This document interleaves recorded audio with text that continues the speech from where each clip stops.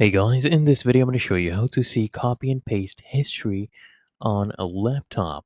First thing I want you to do is come right at the bottom left, right click on your start icon, click here on settings, and then what I want you to do is come here, the left hand panel, click on system, scroll down, click here on clipboard, and make sure first clipboard history is actually on.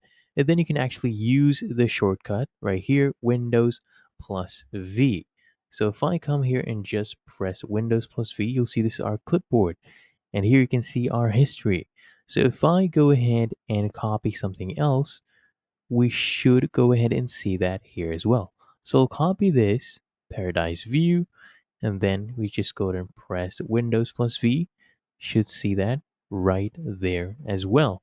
Really that easy, just make sure it's on. If you found this helpful, make sure you smash the like button and subscribe to the channel.